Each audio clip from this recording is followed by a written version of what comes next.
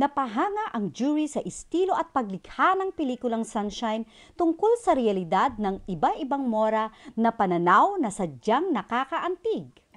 Ito ang dahilan kung kaya't ginawara ng Sunshine ng Glazana Bear o Crystal Bear of Generation 14 Plus Youth Jury Best Film Award sa katatapos na 75th Berlinale International Film Festival. Paniwala ng jury, mag-iiwan ng pangmatagalang impact ang pelikulang ito sa manonood, may connection man sila o wala sa mga isyong tinatalakay nito.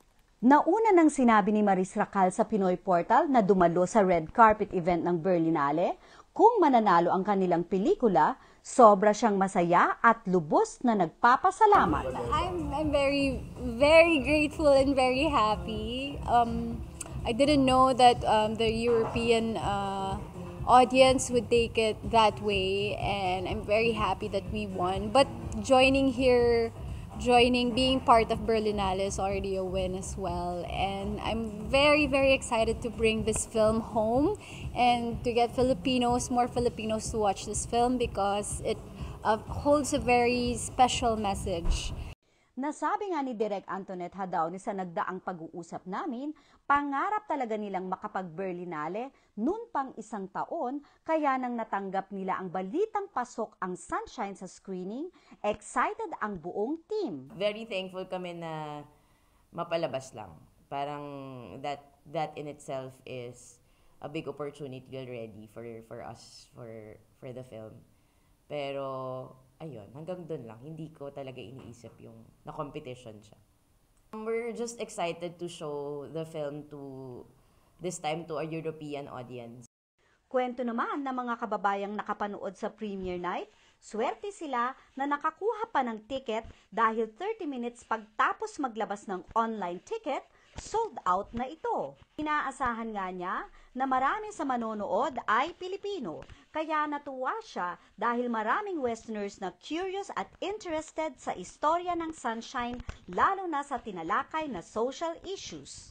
And it's a high time that this kind of stories, especially yung social issues natin na lumabas, to give the whole world an awareness about this kind of thing. Kasi yung ibang country kasi they are very liberal na with this one, and I hope this film would give us like an opportunity to change the mind of our legislators and put this into law. Si Maichel ay nabigyan ng pagkakataong magtanong kay Elijah Canlas at Direk Antoinette Hadaone sa Q&A sa premiere night ng Sunshine. Tinanong nga niya ang pananaw nila sa mga sensitibong social issues sa Pilipinas tulad ng abortion, same-sex marriage at divorce, at ang sagot ni Elijah ay pro-choice, pro-divorce siya. Unang beses namang nanood ng Berlinale film si Raquel na naninirahan sa Berlin since 2019. Para sa kanya, ang pelikula ay napaka-progresibo dahil sa tema nitong abortion na isa pa ring tabu sa Pilipinas. Nakaka-overwhelm at napaka-inspirational nito para kay Raquel.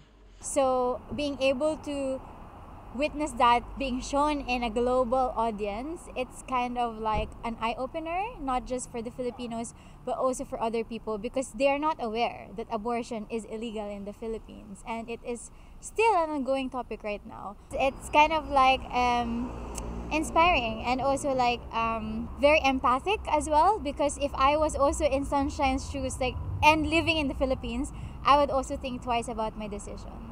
Sinabi rin niya na shinare ni Maris ang kanyang Instagram post na nagpakilig sa kanya. So I think she reposted that because she felt, in tears of joy, because the director and actor themselves acknowledges that she worked hard for this project to be done. So yeah, kind of like a killing moment for me. Yeah, because an artist wouldn't just repost something, so I feel like she valued it so much. Kaya naman sobra-sobra ang pasasalamat ni Direk Antoinette sa malakas na suporta ng mga Pinoy. Thank you always for supporting Filipino films, hindi lang sa Germany but anywhere else in the world, na tuwing nagpapalabas tayo ng mga Filipino films, laging nakasuporta yung mga Pinoy. So this is what keeps the industry alive, not just in the Philippines but Philippine cinema all over the world. Reporting for Pinoy Portal Europe, Graciela Pickert, Berlin, Germany.